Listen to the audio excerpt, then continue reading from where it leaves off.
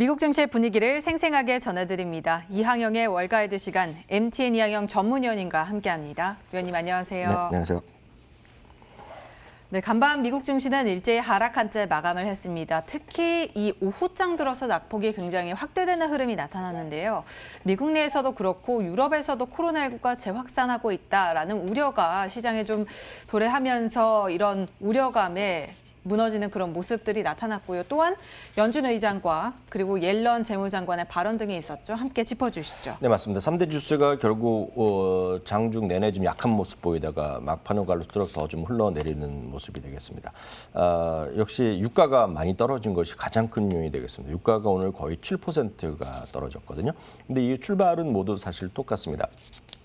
지금 이미 미국에서는 지금 30~40% 정도가 거의 35% 정도가 이제 백신을 맞은 상태거든요. 해당되는 분들. 그러면서 상당히 이제 백신에 대한 접종이 빨라지고 있고 하루에 지금 250만 명이 맞고 있습니다. 그래서 4월 말까지 해서 모든 원하는 사람은 전부 다 맞출 수 있게 정도 상당히 빨라지고 있지만 또 한편에서 보면 이제 일부 주에서 이제 마스크도 안 쓰고 뉴스 보셨겠지만 마이애미 이런 데는 뭐 8시 지나가면 통금이고 앞서도 얘기 나왔지만 지금 이 대학생들을 보면 제일 술을 많이 마실 시기 아닙니까? 그 봄방학 맞아갖고 이제 그런 건데 그러다 보니 이제 바이러스가 다시 확산되는 거죠. 코로나19가 지금 미국의 50개 주 중에서 21개 주에서 코로나19가 다시 증가세로 바뀌었고요.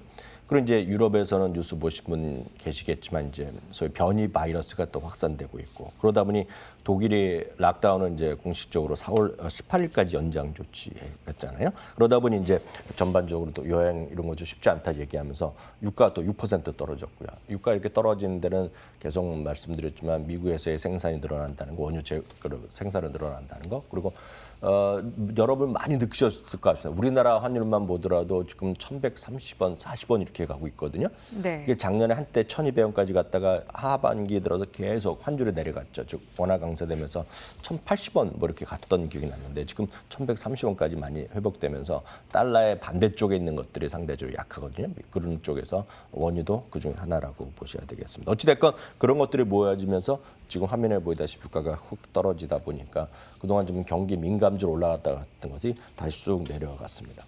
하나 또 있는 것은 이제 앞서 제너 옐런이라든가 그리고 제롬 파월 의장이 오늘 두 명이 이제 물론 각자 이제 사무실에서 했지만 온라인에 했지만 하원에서의 의회 중원이 있습니다. 이제 내일은 이제 상원인데 이제 뭐 거의 똑같은 얘기가 나오겠지만 그래서 이런 날은 결국 하원이 더 중요한 의미가 되겠는데요. 결국 여러 가지 얘기가 있지만 결국은 많은 사람들이 공화당 사람들이 질문하는 건 뻔하거든요. 지금 뭐 경제가 잘 되고 이런 거에 물어보는 것이 중요한 게 아니라 너희들 세금 어떻게 할 거냐 이거가 이슈가 되거든요. 그러다 보니 앞서도 얘기가 잠깐 저도 들었지만 소득세라든가 부동산세 그리고 그 자본이득세 이런 것들에 대해서 과세를 좀 강화하는 거죠. 이런 것에 대해서 필수적이라는 얘기를 지금 제너 옐런 의장이 제너 옐런 재무장관이 얘기한 거죠. 왜냐하면 3조 달러에 계속 더 투자하려면 재원을 마련해야 되니까 그런 거에 대해서 부인을 안 했거든요. 그러다 보니 또 이거 세금 올리면 큰일 난다. 이런 얘기를 하는 사람들이 있는 거죠. 특히 이제 부유세까지 얘기가 좀 나오는 거죠. 부유세는 이제 부자인 사람들이 내는 세금이죠. 부자인 사람 얘기 나는 건데 이거는 이제 지금 바이든 대통령이 확인한 적은 한 번도 없고 이건 이제 그런 거를 이제 얘기하는 사람들이 이제 대표적인 것이 엘리자베스 워렌 같은 사람이 있는 거죠. 그리고 그 버니 샌더스 같은 사람이 예결위원장이 이제 강력하게 얘기하는 건데요. 사실 부유세는 사실 미국 사람이 지금 3억 5천만 명 얘기하지 않습니까? 그러니까 부유세에 해당되는 사람이 많은 것 같지만 10만 명입니다. 10만 명. 10만 명에 대해서 그것도 재산이 뭐 500만 달러, 뭐 1,000만 달러, 우리나라 돈은 100억 원 이런 거 있으면 별로 해당도 안 됩니다. 그래서 재산이 누구냐면 5천만 달러 이상이 최소한 가야 됩니다. 5천만 달러면 한 600억 되려나요? 엄청난 돈이 아니에요. 그러네요. 예, 5천만 달러 이상의 2%를 내잖아요. 그러니까 원래 부유세, 엘리자베스 워렌 얘기했던 건 저스트 2%를 강조했거든요. 딱 2%. 그리고 10억 달러 이상이면 3%이기 때문에 거의 해당되는 사람이 10만 명인데 어찌됐건 이런 얘기를 공화당 얘기하면서 세금을 많이 올라면 큰일 난다 이런 얘기하는 거죠. 그런 것들이 지금 시장에서 오늘 좀 발목을 잡았습니다. 어찌됐건 오늘 섹터별로 보면 금리가 또 이제 조금씩 내려가면서 에너지 섹터나 금융 섹터가 오늘 전반적으로 상대적으로 약했고요. 기술주도 종목별로 다르지만 오늘 0.6% 정도 내렸습니다. 어찌됐건 특징주로 보면 사우스웨스트 에어라인, 유나이티드 항공 대표적인 항공주가 되겠습니다. 특히 사우스웨스트 에어라인은 미국 최대 소위 저비형 항공사입니다. 저비형 항공사는 전 세계 지금 3위 회사거든요. 참고적으로 말씀드리면 1위는 영국에 있는 라이언에어입니다. 영국, 유럽에 있는 라이언에어가 그냥 세계 최대 저비형 항공사가 되겠고요. 네. 2위는 여러분들 깜짝 놀라시겠지만 그 말레이시아 기반의 에어아시아 있죠. 에어아시아. 네, 에어아시아도 좀 시장 경제가 돌고 여행 다니면 여러분들 이제 에어아시아 타고 호주로 이제 갈아타고 가는데 뭐 말레이시아까지 갈아타고 막 가는데 뭐 20시간 20대시간을 하는데 대신에 150달러 가고 이런 거가 에어아시아잖아요. 그래서 에어아시아가 2위, 3위가 그 사우스웨스트라인인데 사우스웨스트라인은 한 4%가량 떨어졌고요. 유나이티드 에어라인은 한 7% 가까이 떨어졌습니다. 카니발 그 크루즈 선사는 하여튼 제일 늦을 수밖에 없는데도 불구하고 주가가 많이 올라갔거든요. 이런 건 주가가 또 많이 좀 떨어지는 모습이었고요. 여행 사이트 중에 또 하나가 트립 어드바이저인데 이런 것들도 8% 정도 떨어졌습니다. 그 코로나19 재확산이라는 그 소식이 들리자 그런 것들 경제 재개 관련주가 좀 경제 하락한 활동 재개주 모습이었죠. 흔히 얘기해서 이제 네. 경기 민감주가 허락됐고요. 반면에 이제 빅테크의 대부분은 좀 반등했습니다. 마이크로소프트, 구글 그리고 아마존 이런 것들이 있지 않습니까? 이런 거 대표적인 빅테크 주식들은 좀 나름 선방하고 있으면서 오히려 좀 오늘 올라가는 모습도 보였습니다. 마이크로소프트는 뭐 새로운 이제 게임 메신저 회사 이런 인수설도 있었지만 얘기도 있었지만 마이크로소프트는 지금 손만 뻗으면 지금 사상저가에 다시 가는 분위기가 되겠고요. 특히 빅테크 중에서는 넷플릭스가 오늘 좀 제법 많이 올라서 2.3%까지 올라갔는데 아거스라는 곳에서 중립에서 매수로 오늘 투자 의견 자체를 올리면서 목표 주가를 650달러로 제시했거든요. 그런 것들이 오늘 주가에 상승 요인이 됐다라고 이해하시면 됩니다. 네, 다양한 특징들을 살펴봤습니다. 이런 가운데 아까도 말씀해 주셨지만 옐런 재무장관과 파월 연준 의장의 하원 증언이 오늘 있었잖아요. 제가 전에 힘을 내요 슈퍼 파월 외쳐드렸는데 파월 의장님만 힘을 내시고 시장은 좀 힘을 잃은 모습이었는데 네. 어찌됐건 오늘 시장의 주요 관심사였습니다. 관련한 내용을 좀 간략하게 정리를 한번 해볼까요? 네, 물론 두 분이 이제 비슷하게 얘기한 것도 약간의 시각 차이가 있는 것도 있지만 크게 보면 뭐 거의 비슷한 얘기를 했다라고 저는 이해를 하고 있는데 일단 제너 옐런 재무장관이죠. 자산 시장의 일부가 그 역사적 관점에서 약간 비싸게 보인다는 얘기를 했습니다. 그렇기 때문에 주가 좀 비싸다는 시각 아니냐라는 일부의 해석이 있었지만 또 그다음 추가 질문을 통해서 그렇지만 금융시장 자체가 좀 견조한 상태다는 얘기하고 있고 상당히 안정돼 있다는 얘기를 하고 있고요. 금융 당국이 잘 대처하고 있기 때문에 큰 문제가 없다라는 얘기가 큰 틀에서 이제 오늘의 발언의 취지가 되겠고요. 제롬 파월 의장은 이제 현재의 인플레이션 속도가 아주 빨리 올라가는 거는 지금 일시적이라는 얘기를 오늘 다시 한번 얘기를 했습니다.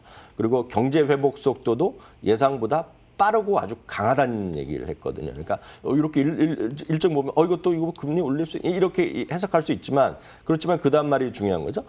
팬데믹으로 크게 타격받은 섹터가 여전히 회복이 아주 어려움을 겪고 있다는 얘기. 이거는 이제 고용시장이 회복이 안 되고 있다는 얘기랑 똑같은 얘기인데요. 그렇기 때문에 far from complete이란 말을 쓰고 있습니다. 그래서 완전하게 된 거랑은 아주 이제 말도 안 되게 이제 안 된다는 얘기거든요. 그러니까 아직까지 어려운 기간이 많고 그렇기 때문에 회복의 상당 기간이 여전히 소요될 것이라는 얘기인데 이것은 지금 분명히 팬데믹 이전 수준은 훨씬 회복된 것도 있지만 지금 전혀 회복이 안 되는 것도 많이 있다는 얘기죠. 그래서 여전히 시간이 걸린다는 얘기고 그것 때문에 이런 얘기들이 좀 확인되면서 10년물 금리는 오히려 또 하락세가 오늘 조금 1.62, 63 정도까지 떨어졌거든요. 이런 것들이 오늘 큰 영향을 미친 내용이다라고 이해하시면 되겠고요. 다만 이제 고용 시장에 대해서 두 분이 약간은 엇갈린 시각을 했지만 중요한 것은 1억 5천만 개 일자리가 있었는데 지금 1억 4천만 개로 1,000만 개는 사라졌고 지금 현재 그 사라진 1억 4천만 개 요 수준은 어느 정도냐면 2015년 수준이거든요. 그러니까 상당히 지금 고용시장 회복이 더딘 상태다고 섹터별로 많이 다르다는 것도 차이가 있다라고 이해하시면 되겠습니다. 네. 고용 시장과 관련해서는 다소 이견차를 보였지만 어찌됐건 시장은 조금 잘 대응해 나가고 있는 상황이다라고 말씀을 해주신 거죠, 두 분이. 네, 이렇게 정리를 해보겠습니다. 간밤 특징주로 한번 살펴볼 텐데 미디어 그룹 비아콤이 올라와 있고요. 펠로톤, 드래프트킹즈 등이 있는데 비아콤부터 한번 살펴보겠습니다. 비아콤도 이제 대표적으로 이제 경제활동 재개로 주식이 물리면서 뭐 디즈니랑 마찬가지 이런 것들이 다 상당히 좀 올라갔던 주식인데요. 이제 30억 달러 유상증자를 발표했습니다. 한국말로 표현하면요. 그래서 오늘 주가가 제법 많이 떨어졌잖아요. 10% 가까이 떨어지는 모습이 됐습니다. 이제 펠라튼 같은 경우나 펠라턴, 줌 이런 것들이 주가가 엄청나게 조종받은 주식이죠. IT 대부분 마찬가지만요. 그래서 오늘 앞서도 얘기 나왔지만 인공지능 기업이라든가 또 웨어러블 기기 그리고 이제 여러분들 이제 운동하려고 그러면 바닥을 깔고 하고 있지 않습니까? 요가를 하건 아니면 집에서 트레드밀, 러닝머신을 하건 집에서 자전거를 타건 간에 바닥에 깔고 그런 거 매트 같은 것도 어떻게 뭔지 모르지만 인터랙티브한 거니까 그걸 통해서 이제 서로 데이터를 주고받는 뭐 대단한 것들이 이런 것들이 사면서 계속 적극적으로 투자를 한다는 얘기인데요. 여하튼 펠라턴이 그런 또 좋은 얘기가 나오면서 오늘 주가 3~4% 올라가는데 이것은 아마 펠라턴이나 이런 것들을 그리고 IT, 빅테크 이런 것들이 경기 민감주가 쉬면서 이런 것들이 상대적으로 또 올라가는 주식시장 시속 게임을 계속하고 있다라고 보셔야 되겠고요. 여하튼 시장에서 지금 2021년에 상당한 관심을 받고 있는 새로운 섹터가 2개 있다고 이해하시면 되겠습니다. 하나가 이제 스포츠 베팅입니다. 스포츠 베팅. 그래서 스포츠 베팅은 제가 기회 되면 다 한번 말씀드리겠지만 왜 스포츠 베팅에 관심이 있냐면 스포츠 베팅을 통해서 각 주정부 아니면 시 차원에서 세금을 걷기 때문에 그렇습니다. 세금. 그게 모든 것의 키워드 중에 핵심이거든요. 그렇고 아직까지 미국에서 13개 주인가 14개 주만 합법이 돼 있거든요. 그래서 이거에 지금 관심이 많습니다. 지금요. 그래서 뉴욕주든 지금 합법해야 된다고 이제 쿠오모 주지사가 지금 그런 섹슈얼 허래스먼트인가요? 그것 때문에 이슈가 되고 있지만 그런 걸 지금 얘기하고 있는 거지. 이런 거기 때문에 좀 관심을 보셔야 됩니다. 이쪽에 좀 관심 있는 분은 스터디할 필요가 있겠는데 하여튼 드라프트 킹즈에 대해서는 골드만삭스가 79에서 87달러로 투자를 올린 것도 주목할 것이어야 되겠고요. 좀 흥미롭고 재미를 가질 수 있는 그 기업인 것 같은데 네. 세금을 낼 때 보통은 기분이 썩 이렇게 좋지만은 않은데 그래도 재미를 가지고 뭔가 세금 낸다는 기분으로 참여를 하진 않으니까요. 네. 그러니까 이거 뭐 돈 벌고 하는 거고 이게 이런 걸 하면 이제 면허세 같은 걸 받거든요. 사업을 할 수 있으면 돈을 내야 되잖아요. 그리고 돈 번 사람들한테 오늘도 그렇죠. 이제 캐피탈 개인이거든요. 개인에 대해서 세금 내는 거기 때문에 이런 것들 이런 것들이 되겠죠. 하여튼 이런 것도 나중에 기회 되면 말씀드릴게요. 또 하나가 지금 최근 들어 시장에서 가장 강력하게 움직이는 것 중에 하나가 소위 돈 받으면 뭐 하겠냐도 있겠지만 그동안 눌렸던 소비 지금 돈을 많이 쌓아놨단 말이죠. 그 가구에서 그러면 그 가구에서 이제 세상이 좋아지면 뭘 쓰겠냐 하면 단순하게 이제 아주 기본적인 것은 이제 식료품도 사고 가스도 휘발유도 사고 다 사겠지만 조금 이제 한 거는 이제 집을 개선시키는 거를 얘기하는 거죠. 집을 고치는 데 많이 쓰는 거죠. 그래서 얘기 나온 거가 로스 같은 거는 지금 사상체육관입니다. 지금요. 홈디포도 지금 사상체육관에 또 바짝 다가섰거든요. 그러니까 같은 흐름으로 보셔야 되겠고요.